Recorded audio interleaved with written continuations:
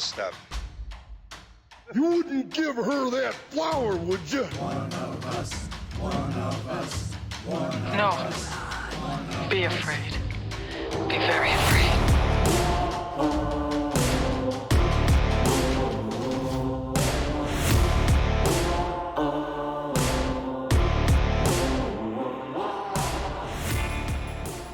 Yeah, look at that dirty, glossy cover right there. It's the Blu-ray. We're back with Blu. Oh yeah, for anybody who doesn't know, John is a Blu-ray hoarder, and it's a good thing. He's got more movies than I do, and I was in awe. There's like 2,200. It's not Say that number again.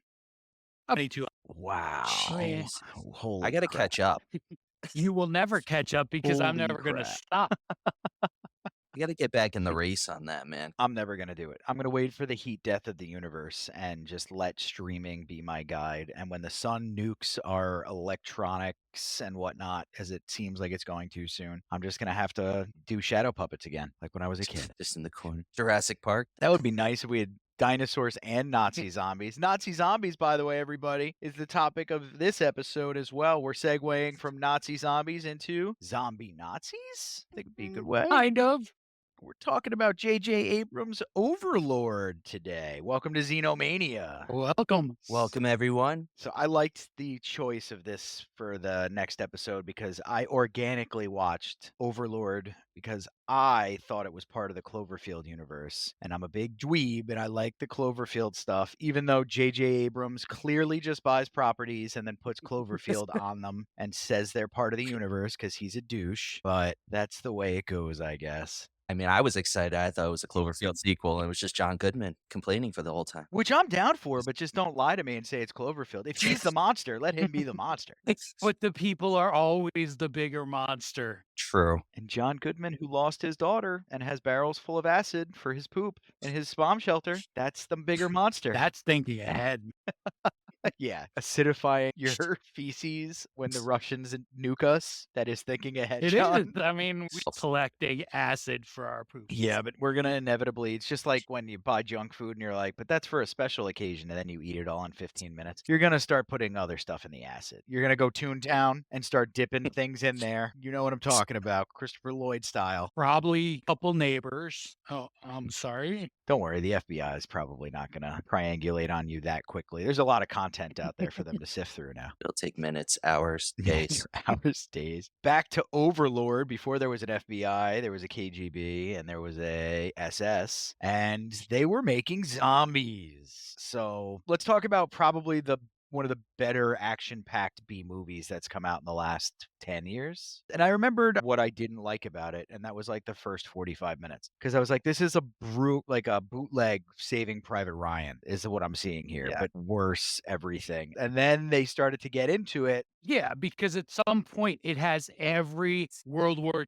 II D-Day trope. It's got the paratroopers in the plane that inevitably is going to get shot up and go down, and most of them are going to get lost on the way down, and they have to complete this suicide mission. And there's the Nazis are brutal, and you have the radio news in it telling about what happened at D-Day. It's like every D-Day movie. They pack all that in there. I agree. And it's not bad, but it's like super exposition-y. It's very J.J. Abrams, actually. There's like some sprinklings of what's to come a little bit. Super hot French lady in it. They got to throw her in there with the little cleft chin, Chloe. Make her look more French with the cleft chin. She's a good character. She was very strong. I liked her arc in it. She was very strong. She's got a higher body count than anybody else in that movie.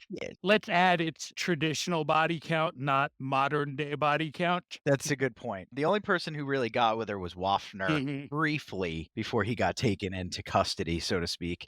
That was a little salacious, but we won't get into that too much. So we got the squad of Americans who each one of them fills like a role from the movie Predator. There's like each different kind of badass, right? Ford's like the don't get in my way, bro. Yeah. Boyz II Men is this super good guy. Like I'm such a nice guy. That's his entire shtick throughout the whole movie. Is like he always does the right thing. I hate him so much. I forgot the name of everybody else on the American side because they're pretty much carbon copies, right? Pretty much. I mean, there's Tibbet. Tibbet's the other one I liked actually. He's got the weird eyes. He's got the GD eyes. The Jewish guy, Rosenfield. Yep. You got to have the Jewish Mhm. character in Absolutely. there Yeah. just because, like, The added danger for that character. especially like dropped into the town named Eugenics, basically. He's one of their test subjects, though, in the film, too. Rewatching it, I completely forgot he survived because I was like, "Oh, he's dead." And then I was like, "Oh, wait, he survived." I was like, "Oh, wow, this is gonna suck right now," as he's pulling the cord from his side, and you see the skin rip off. And he made it, and he gets his Mhm. revenge, though. Yep. Piles those Nazis down with the gun. You got to do that. That's fan service. But I'll say Bokeem Woodlane, who's plays Sergeant Renson, right in the beginning, who gets gunned down, was just a shocker of a death because to me, like he's one of the bigger names in the film,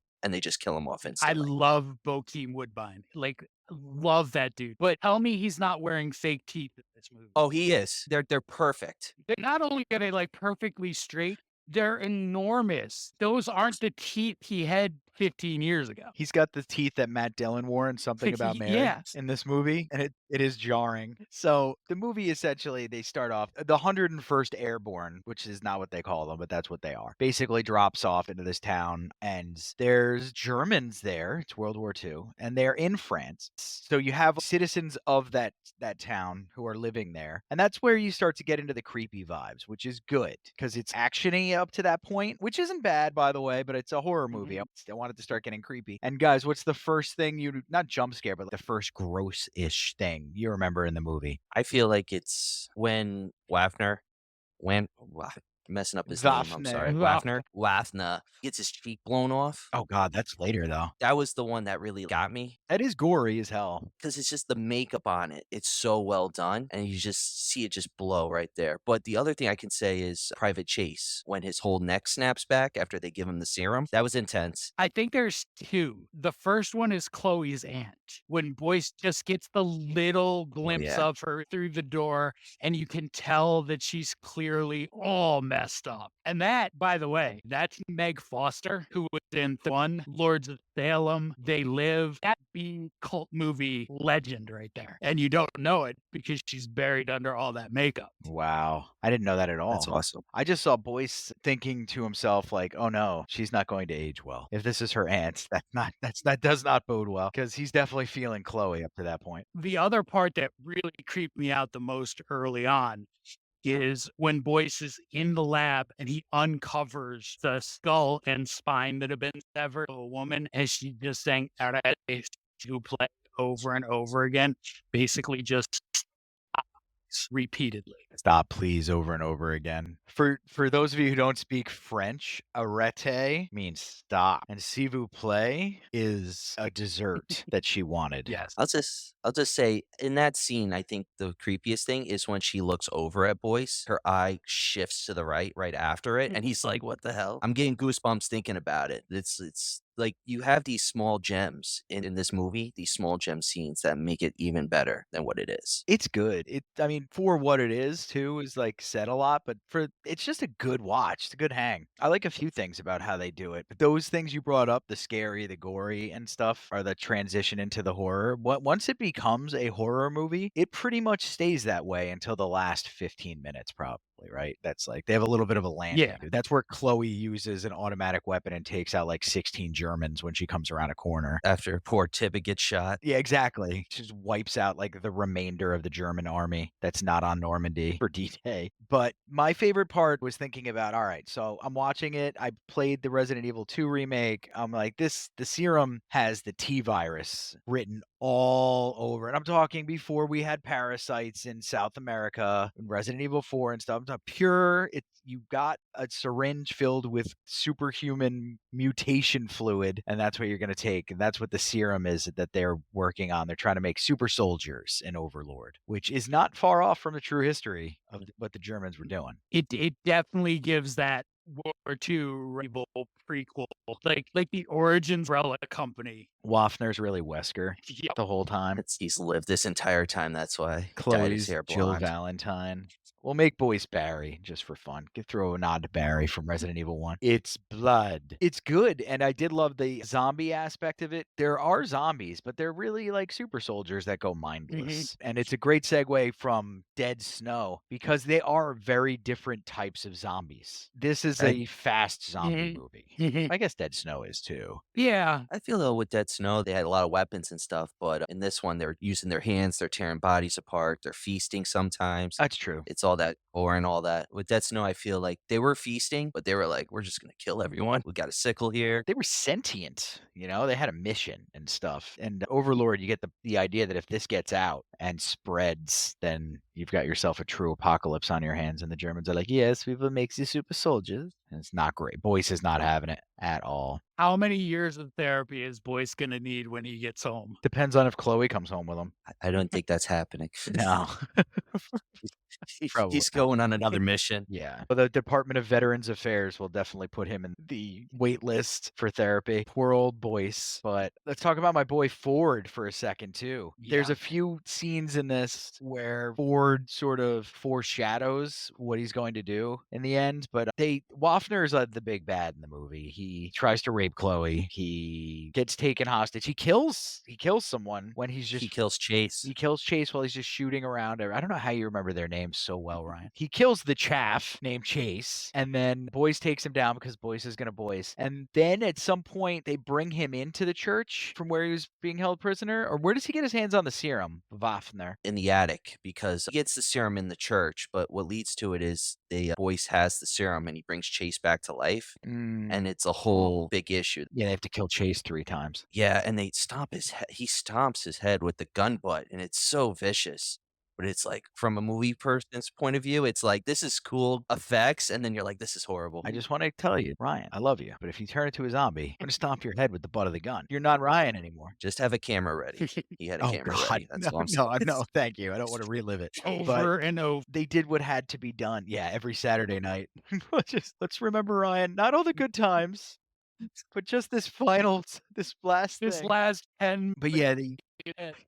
on his head to make sure he doesn't reanimate and kill us all. He gets up the first time too, and he actually has like some of his wits about him. It's like, I'm thirsty. It's hot. And then they have to shoot him. And then he gets up again. They're like, we may have a problem here. Yep. Right. And then they destroy everything above the neck. And then so Ryan said that's where he gets his hands on the serum. And then Waffner becomes Super Waffner. And that's a problem. But Ford at one point in the movie says you got to play their own game to beat them. Something along those lines, right? Yep. Which sets up Ford getting roided up on the serum later on. But we'll get to that later. So Waffner gets the serum when he gets back underground. He managed to free himself from a situation that he's then going to put Ford into very similarly. And he points out too, like, I don't have rope, and then one of the most uncomfortable things in this movie is him picking Ford up and putting him on a meat hook underneath his sternum.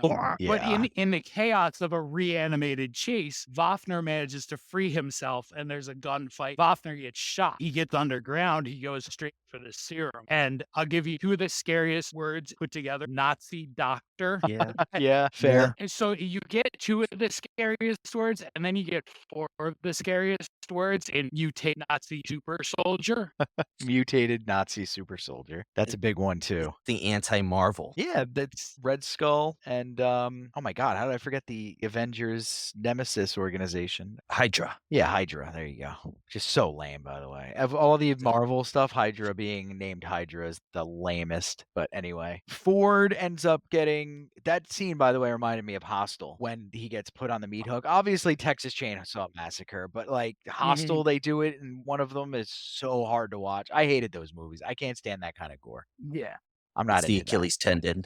Ugh. Yeah. Gage doing that in Pet Cemetery still to this day has me messed up when I walk by a bed. Oh. I'd rather somebody come at me with a serrated blade that's all rusty than a perfectly sharpened scalpel. Dr. Giggles and stuff like that messed me up with that. Love Dr. Anyway, enough Giggles. about my trauma, kids. Oh, I was gonna say awesome. Dr. Giggles is great. He was great when you didn't watch like October Horror Fest in 1987 when you were 5.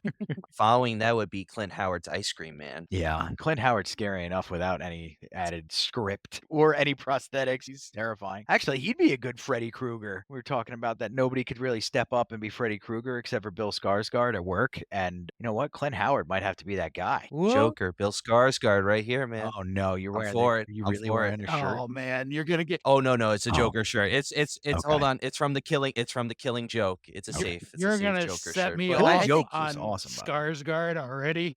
Can this guy not on his own? Like Pennywise was fine, you did a good job, but that's Tim Curry's. The Crow was not fine, and it's not yours. That's Brandon Lee's, not yours. And now the Joker. Come on, Bill. You can't do it. And it really, like Heath Ledger and Nicholson, I think would be the property rights owners for the Joker, right? Am I off base Absolutely. with that? Except for the No, animated yeah. versions, which were fantastic too. But right, those are the two best, and they're very different, so we can kind of let them stand alone. Jared Leto's was horrific. I can't say it any other way. Who am I leaving out? Was there another Joker out there? Cesar Romero from the '60s show. He wouldn't shave his mustache though. That was the only issue. That's right. So through the white makeup, it was just a I mean, apparently mustache. Bill Skarsgård He was pretty might good. not But that was too. honestly, he was more like Jack Nicholson. Yeah, so that's another fun fact about Nosferatu. Since we recorded episode 1, we found out that Nosferatu has a mustache in the film, and it threw us all kind of for a loop there. It's huge. It's enormous. It looks like Tom Selleck was on Atkins, is what it looks like.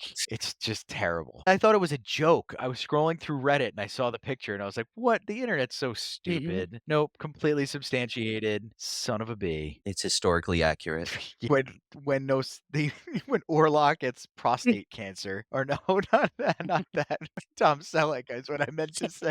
Oh, Jesus. So I have to ask, do you think Skarsgård showed up to shoot Nosferatu with the mustache and told Eggers he refuses to shave it? And Eggers was just kind of chill, like, okay, Nosferatu has a mustache. It's possible. Like if Ari Gold is his agent, that could probably work out. Cavill did it and it ruined the first 15 minutes of Batman versus Superman, I think.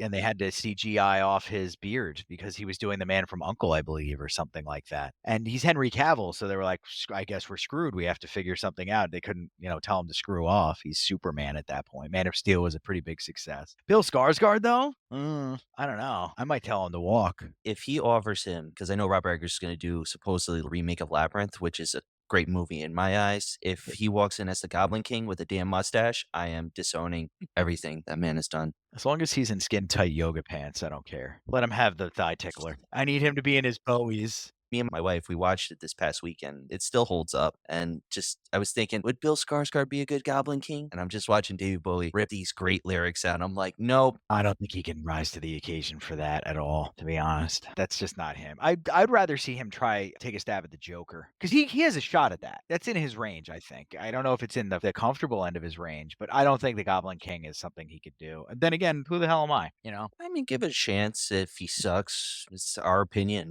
That's what matters. That's the whole great thing about like watching movies and stuff. It's all opinionated. I like being wrong, though. I do love being wrong. I love like being totally dead set on something that it's gonna suck, and then they crush it, and you're like, wow, I totally changed my perspective on how I think for at least a day. I'll be honest, it did not work for me with Star Wars: The Rise of Skywalker. I went into that though. Yeah, no, I was very disappointed. They tried, but it's too Disney for that. It needed more like rage than it got. And Plagueis.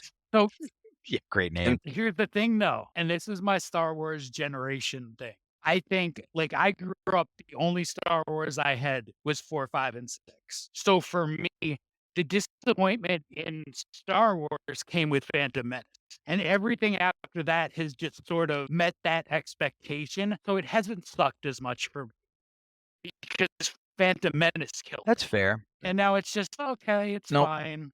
Hey, this is what I expect from Star Wars now. But I think for younger people who grew up, like Phantom Menace always there or came around when you were pretty young, a disappointment. It's Phantom Menace. It's basically Star Wars for kids at that point, but it sort of works for a younger generation. I think you're going to get that with the last 3 too eventually, is you're going to get a younger generation that's like, they're fine. And I think for me, it was already ruined. So Fair. those 3 were fine. There was redemption in the animated stuff, And the backstories Mhm. they did, like, where they flushed out Mace Windu and his power source and things like that, like, they crushed Mhm. all of that. I'm with you 100%. There was a portion of time when I was watching Phantom Menace, and, you got your great scenes in that movie. You got your Mhm. Darth Maul fight and stuff like that, but Mhm. there are portions of that where I was watching, it's like, okay, so I'm basically gonna grind out 9 hours just to watch Yoda fight. That's literally what I did. I just wanted to watch Yoda fight. Yeah. We were watching Cuck Vader, and that's what the movie was about. He's so whiny, and I couldn't watch Hayden in anything. What's his last name? Hayden. Christensen. Christensen. I was gonna say Dickerson, so I guess that works. That's fine too. He That's plays the fine. exact same role in the Star Wars movies as he does in Life as a House, by the way, which is he's a whiny, bitchy little son whose dad's dying, and he just wants his family to come to a house. He's like, man, the whole movie. It's the Was- same thing. Was it because he didn't have the high ground? I knew it. I knew it was is- coming, you son of a bitch. I knew it. His dad did have the high ground. Prominent actor too, whose name I've never known, but whatever. And I'm not going to flush it out now because it would take 20 minutes to figure it out. But Life is a House, good watch. And Oh. the Star Wars movies, depending on when you were born, maybe. But back to Overlord. There's no zombies in Star Wars. Actually, there probably are. I'm sure if there aren't, there will but be. there will be someday. Yeah, they're not going to let that die. They're Sith zombies. No, I mean that's not a terrible idea to be able to use. And anyway, back to Overlord. So, so the Wookiees don't show up, but the Ewoks sure do, and that's what happens in the third act of Overlord. They're coming out of the Yep. trees with their spears, and the Nazi zombies. That would be sick too. But no, I mean Overlord is at that point what you see is what you get, which I actually appreciate from an Abrams movie because there's no bullshitty twist. It's just they destroy the facility, they get out, and then the American platoon leader, whatever you want to call him, asks, "Was there anything there?" And Boyce is like, "No." And that's the end of the film. Now, what I want to know is how could they have possibly tied this into Cloverfield? Yeah. Ugh. Nobody believes Boyce. They go and dig up the bunker. They find the serum. They test it. They do all this stuff. And in that brief moment in time where we listened to scientists and believed everything they told us, some good scientists came along and said, this is horrifically dangerous. We have to get this off of this planet. And they shoot it up in one of the Apollo missions and leave it up in space where an alien finds it. And Cloverfield. What in the Rick and Morty did you just do? This is definitely the prequel to Cloverfield, ladies and gentlemen. Then J.J. Abrams has to buy that Dark Side of the Moon horror movie where there's aliens on the Yep. dark side of the moon. What the hell was that one called? And then you've got it all. That's full circle. That would work. The best part of that franchise was the marketing schemes that was on point. The way they made people dig up like old websites that they'd created for the fake corporations in the movie, that was sick. And Sluggo was a big part of that. And then they Easter egg that in other movies. That was cool. Everything else about that franchise has let me down in a horrific way. I'm okay with it. I have a very love-hate kind of relationship with J.J. Abrams too. I agree with that. He's had some, he wrote Armageddon, Joyride, wrote and directed Mission Impossible 3, Super 8, and then Star Wars Force Awakens, and then Star Trek Into Darkness, he directs really good films, and then he's got films like Star Wars, The Rise of Skywalker. You just accurately described the love-hate relationship I have with J.J. Abrams. He's like a roller coaster ride. I need to clarify something for you. Are we proud that J.J. Abrams wrote Armageddon, or are we mocking him for writing a scene where Ben Affleck is playing with animal crackers on Liv Tyler's stomach as a romantic? I think I was 13 when I saw that, so it was romantic enough for me. I still remember the exact curvature of her belly button, John. Well, yeah. No. Don't want to close my eyes, John.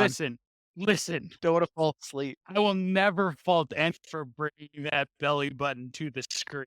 Nobody. But the rest of that scene, animal crackers and my soup and just this little precious It's dancing little cheesy as cracker. hell. Never wanted to punch Ben Affleck more than I did in that moment. Oh man, there's a recurring feeling and thought I have often. Actually, he bounces back and forth from like anti-hero to despicable, awful guy, and then back again for me a lot. But that scene, you have an absolutely valid point. That and like the super cheesy, that's your dad on TV when like the miserable mom won't let her oil rigging ex-husband or current husband. I can't even tell. Or if maybe it was a one-off relationship, who knows? But she like won't let him see the kid. It's like, you're a deadbeat. Or, you know, And then he's in space. you have the whole tough, rugged miners getting on a spaceship and they just spontaneously break out in leaving on a jet plane. Very true. That's J.J. Mhm. Abrams, though. It's like watching Lost. Kim loves Lost. I'm okay with it. I thought it was a good watch. The way he ends it, though, is very J.J. Abrams. Like he just completely rips off the ending of Chronicles of Narnia and like to a T. And no, the train, children, you never got off the train. Narnia is heaven. Yeah, that's Lost. And I was like, Abrams. He probably was responsible for the last season of Game of Thrones, is what I'm trying to say. He sucks at landing the story, those big arc stories. That's perfect. I can bring us back to Overlord. So Perfect. the guy that played Wagner, and I'm gonna butcher this name because I don't know how any of it's supposed to be pronounced, is Pilu Osbeck, who was in Game of Pretty good. Thrones. Who does he play in Game of Thrones? Euron Greyjoy. Oh, he's Yep. Euron? And Nice. we can I didn't know it tie was him the to same King guy. too, because he's Straker in the new Salem's Lot remake. I need to get more sleep. For me not to have connected Vafner to Greyjoy is bad because it's very much so him. He like doesn't have the beard. That's the difference. And it's not a big beard in Game of Thrones. It's like a 5 o'clock shadow. Pilu is an amazing actor with a lot of range, especially when performing the villain, as we have seen. But that's what makes this movie great. The actors which bring this simple premise to life and, of course, over the top. I love it. The end of Overlord is super like what you see is what you get in Overlord. There's no twist. It's just a perfect B movie. It's super actiony. I like that the soldiers shoot other soldiers in it. They don't just shoot and there's sparks. That's good too. They like actually land bullets into bodies and people fall down. That's fun. And the action and the gore is like everything goes above average in it. It's just a good movie. And mother and son, because that's Goldie Hawn's son. And I mean, I couldn't help but think of Private Benjamin the whole time. That's where he gets his ass from. Oh yeah, You can tell. Yeah, he's got his. You can tell when he's wearing the fatigues. That's Goldie Yeah. Hawn's ass for sure. Kurt Russell, who played Wyatt Earp, names his son Wyatt Yeah. Russell. Like I can't get it out of my Yeah. head. It's a good name. We know a young Wyatt who's an awesome kid. It's not terribly uncommon. I think when we enrolled my kid in daycare, it was like Remington, Wyatt, and like Bryden. There's Right. there's a curveball, but there's like a lot of strong male names coming out of the woodwork. So Wyatt seems like it's appropriate, I guess, but it's just interesting. You know, the similarities between him and his dad and The Thing. I think the stakes are very different for Wyatt as far as that goes. Whereas Kurt Russell was in Carpenter's The Thing. I don't think he knew that movie was going to be that movie. Not even the cult following and that everybody was going to dig into it for years and years to come. I just don't think he thought it was going to be as good as it is. It's not that he phones it in or anything in it. I don't think any of them thought that movie was going to be as good as it was. And this movie that cost them like $3.8 million, or was it like $38 million? It was relatively cheap. I know that. I don't know where the decimal point was. But he has to go in there and try to essentially establish who he is without completely leaving the Kurt Russell out of it. I think it's difficult. I have to give him a little bit of kudos that he plays a bit of a badass and he kind of sells it. And he's not just trying to be his dad. The opposite of his father's way to go. I'm going to inject The Thing into myself. But I mean, it's such a badass character too.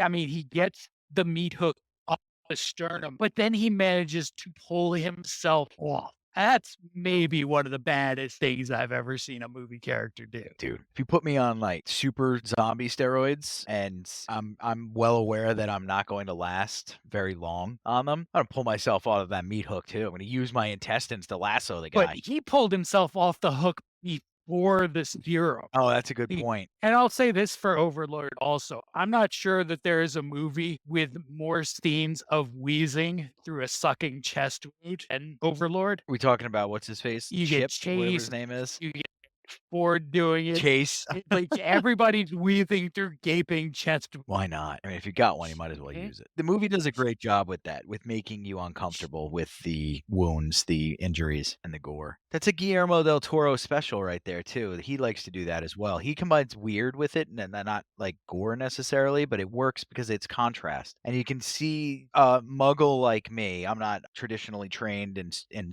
a student like Ryan is in film, or a genius like John. So the thing I'll notice is that there's something special happening when you see stuff like that. And usually what they're doing is it's contrast, and that's what I've picked up in my years of actually paying attention. Agreed. It's like amongst this violence and gore, there's a beautiful countryside in the background, showcasing that sometimes beauty has evil within it. They do such a good job of showcasing the beauty of the countryside, and it is beautiful country out there. And then they show you something horrific and then tie it to mortality. And you got, I mean, that's all you need. And everything was like, it was detached from reality enough for me. I was cool with it. It wasn't like I was watching a human's cheek get blown off. You know what I mean? That's what keeps it a B movie for me, I guess. Like in Hereditary, everybody knows the infamous scene where the girl gets her head lopped off, spoiler alert, and John hasn't seen that? There's no way. John has not seen Hereditary. No, But that must be by choice. it is kind of by choice at this point. So I do it late, so there was way too much hype around it, and I feel like that level of hype is just going to lead to me being disappointed. So I'm trying to let it fade It more would've. so that I can get back to it. I don't even think you should. Yeah, that's what You're I'm going pretty to sure. scoff. The second they switch from Sixth Sense to Rosemary's Baby, you're going to leave. You're going to be pissed. Because that's where I got annoyed. That's why I preferred Midsummer even more than Hereditary. Midsommar is a way better movie in my opinion too. And it's also much more predictable, but better. You haven't seen that either? Nope, I've missed that whole trend. The zombies don't show up for a while in Midsommar. There's no No. zombies. There's no zombies. No, I didn't think so. Yeah, we're not going to spoil any more horror movies. I only said what I said because I thought you'd seen everything like at least 100 times. You have 2,200 Blu-rays. I have Hereditary. I know what happens. Been spoiled, so you can spoil it over and over. People liked it for the shock of that moment, the audacity to decapitate the child in the movie is what they liked about it. Because it does, it punches you in the stomach. You're like, holy crap, she's like a special needs kid, and they literally have her head taken off by a telephone pole. It's brutal. Long legs too. There's like a 22-second scene where Nick Cage does that in Long Legs, and that's the hardest part of the movie for me to watch. That is a rough scene in Long Legs when he keeps bashing his head against the table as the detective is just watching him, unable to do anything to help him because he's just going crazy. There's a perversity to self-mutilation that doesn't sit well with me. And that, I mean, there's stuff I enjoy more than other things in horror, but I can't deny the filmmakers their ability to make me squirm. That's what makes me enjoy them. It's always a shard of glass and the like. That's always the worst for me. Do we have any suicides in Overlord? Ford could kind of count because he's like, leave. Yeah, kind of. I feel Ford sacrifices himself because he injects himself with the serum, as well as he takes his own life in order to save Boyce. Good point. There's a huge difference between sacrifice and suicide. I called him a nitwit like under my breath while watching it. Boyce, I don't know why I hated him so much. I just don't feel like he deserved any of the heroics he was given in the movie. I feel like it's because he's just a really good guy. And because of that reason, he's always doing the right thing. He's trying to do the right thing, at least. I mean, remember when they're in the training camp, according to Tippett's story, he lets that mouse live by releasing it into the field. I mean, I don't kill like bugs and stuff, but you know what's funny? I do kill mice. I don't have a heart traps or anything for mice. Kim took a mouse that had already been butchered by one of our traps and was like grinding it around on the floor. She brought him outside so he could limp off into the woods. She had a heart once, but we kill vermin in this house. So no, that's not why I'm on Team Tibbet. Even I just didn't find any. They made a character around the idea of being like a super good dude, and there wasn't anything else about him that I could identify with that I liked about him. Like, I need a flawed character for I am broken inside. Chloe, he doesn't kill her for starters. Then he saves her when they should have just let Waffner do his thing, which, you know, I understand. I get it. I'm not saying they should have, but that's Boyce is being an idiot. But there's 6 other dudes there who are going to get killed now and a mission and countless other Americans. Like, it's literally the fatal flaw. And then throughout the rest of the movie, he's just running around stomping out fires that they're kind of being put out by others anyway. I can't think of anything he accomplishes besides tackling Waffner at one point and then getting out alive. And he sets off charges at the end. I mean, he takes out the doctor. Yeah, he does take out the doctor. You're right. Could Rosenfeld have saved himself? Absolutely not. No. No, no, he couldn't. I just don't want to give him anything. Not with that colostomy bag attached to him. You can make good time with a colostomy bag. You don't have to stop. Just keep running. But no, just taking the piss out of Boyce's character, to quote my Australian friends, would be something I could do all night. So I'm going to stop shitting on him. But he sucks. I was rooting for Waffner. Yeah. No, I like Ford. Ford's my guy. Yeah. They did a good job with Chloe not being a damsel in distress either. She kicks some serious ass in the movie. The funniest thing about her, though, is when she pretends not to speak any English in the beginning because she doesn't know if she can trust them. That was the stupidest shit I've ever seen in my life. And then he doesn't shoot her in the back of the head, and she's like, now I can trust you. It's a pretty big risk, Chloe. And that trust expands for her letting them all into her house, along with her younger brother, as well as her sick aunt. Come meet the Elio's Pizza I call my aunt. I saw the eyes. The eyes brought me back to Basket Case from the 80s with her eyes in the door frame. I was like, ugh. Well, speaking of PTSD, the fact that they let her live too. I mean, at that point, you kind of have to put her out, don't you? Like, she's not going to recover from that.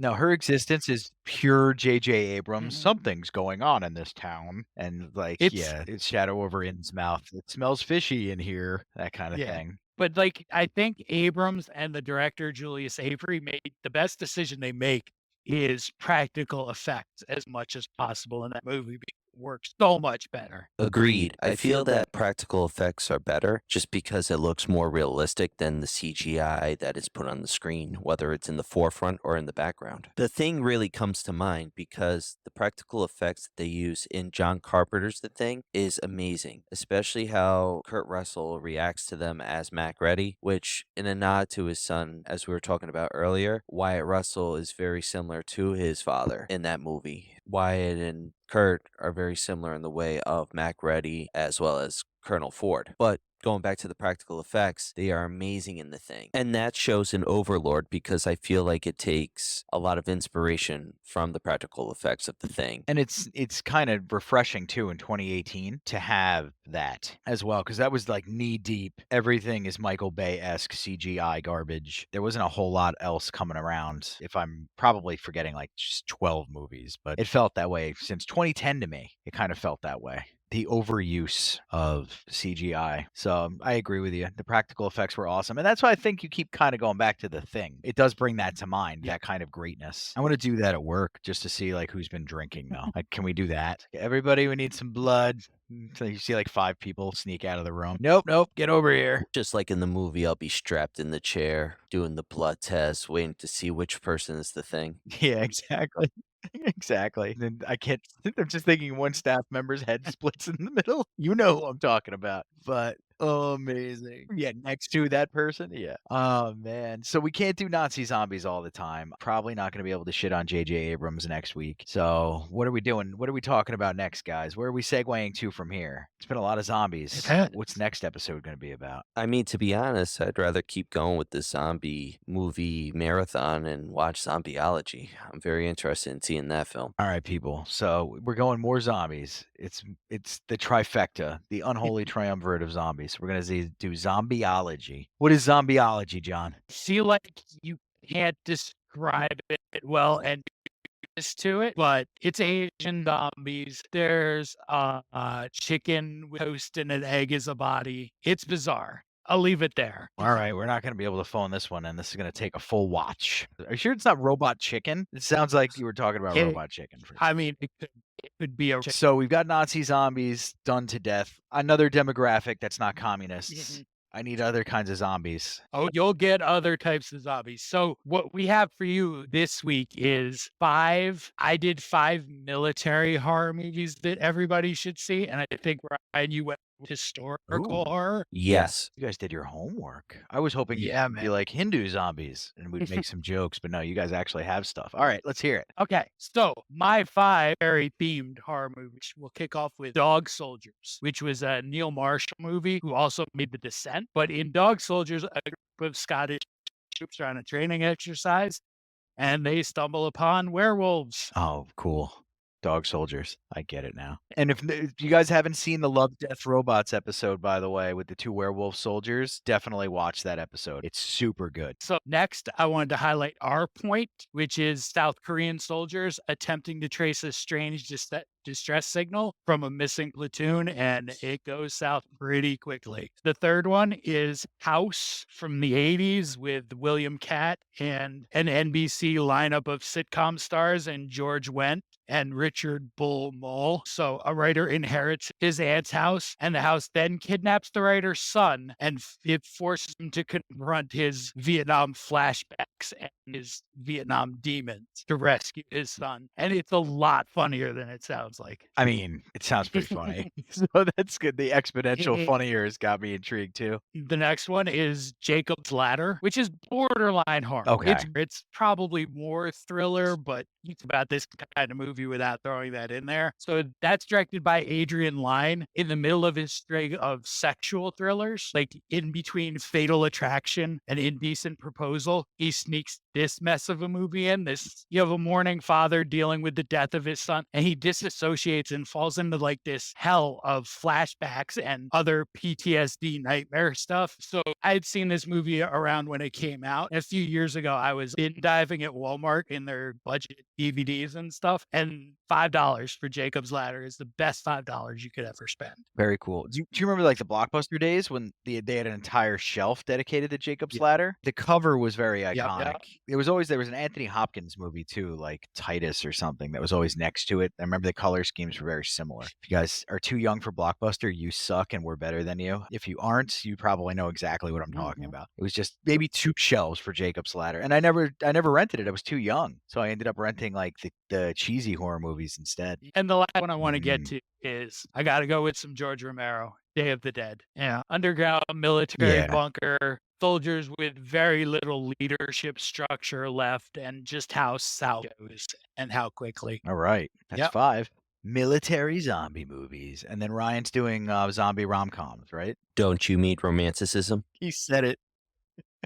Son of a bitch. He said it again. So for my 5 horror war films are Puppet Master, Axis of Evil. It's set right after the first Puppet Master, a direct sequel, and it features the puppets Blade, Pinhead, Leechwoman, Jester, and Tunneler as they fight along with the Allies against the Nazis. The other film I would suggest is Trench 11. Came out in 2017. It's the focus of end of World War I, in which Allied soldiers investigate a German bunker where they find horrors underneath. It's very similar to Overlord, which makes me very interested to see it. My third choice is The Devil's Rock. It came out in 2011. On the eve of D-Day, 2 New Zealand commandos encounter a Nazi occult trying to unleash a demon. It definitely has my interest. My fourth choice is Ghost of War. It came out in 2020, and it's about World War II soldiers from the 82nd Airborne trapped in a mansion with ghosts, reliving the same events over and over again. And my final choice is Ghost Brigade, which came out in 1993. It stars Corbin Burnson, Adrian Pistar, Martin Sheen, and Billy Bob Thornton. Of course, the plot focuses on the Union against the Confederates, but on a side note, it's really about a voodoo priest who resurrects Union soldiers and Confederate soldiers to fight in his own army against the United States, to which the Confederates and the Union must unite in order to take down this voodoo priest and to unite the country once again.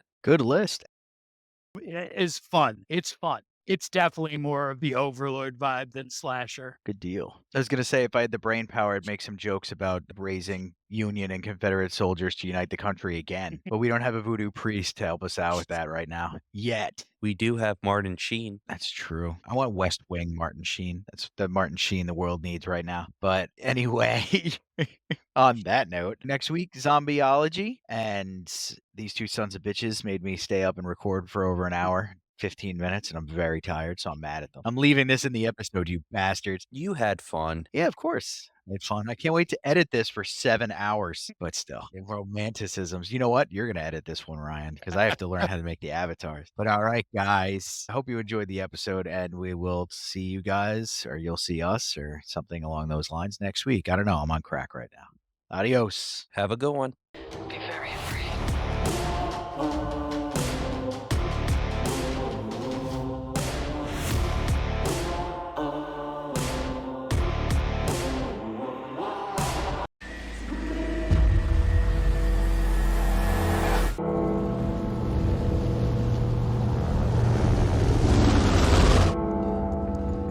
3 months ago, I was cutting grass in my front yard.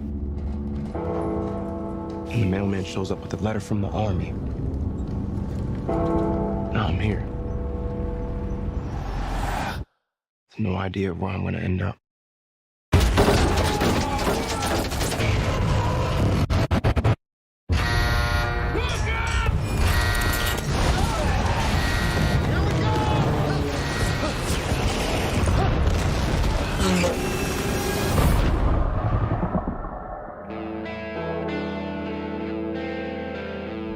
Welcome to France. What happened here? Some questions don't have good answers.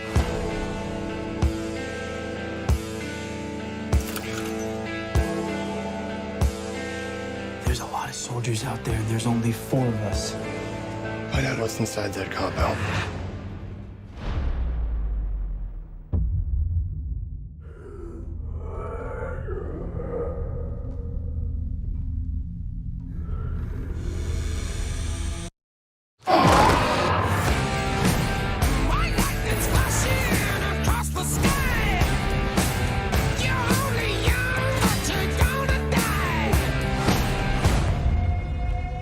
What is this?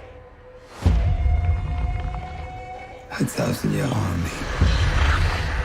These 1,000-year soldiers.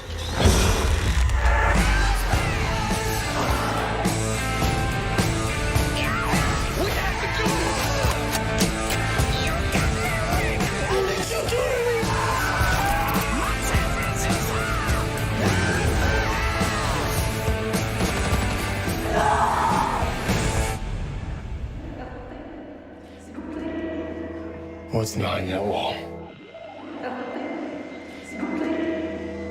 What do you do with those people?